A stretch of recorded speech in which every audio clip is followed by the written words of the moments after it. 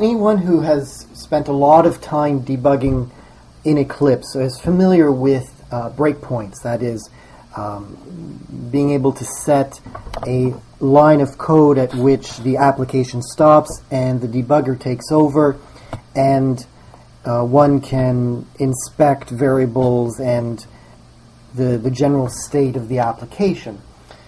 Eclipse also supports what are called exception breakpoints. That is, a breakpoint isn't set on a particular line, but is set when a particular exception is thrown.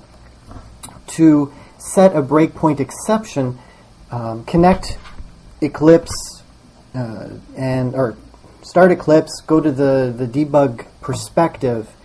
The exception breakpoint button is here in the top right corner. Click it and you'll be presented with a dialog box, and in this dialog box you can set the breakpoint that you want captured. The properties that are available to the breakpoint, to the exception breakpoint, are similar to those of the other breakpoints, in that you can enable or disable it, or have it trigger after a specific count.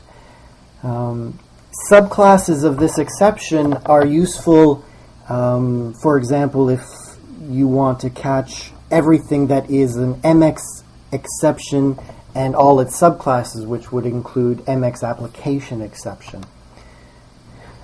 So I've set up an example of the null pointer exception being thrown and then caught in the debugger. So here the null pointer exception has been caught, and it is on this line. Using the expression window, one can see that max type is null, and the reason for that is because get PO type is empty. Once the root cause has been established, then it's possible to go back and fix the the root cause of the problem.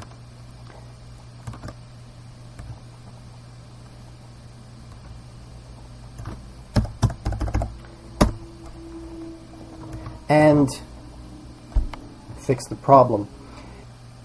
Using an exception breakpoint is especially useful in situations such as work order generation or PO generation, where many iterations may be successful, but one in particular fails. But setting a breakpoint on the failure line would simply slow things down tremendously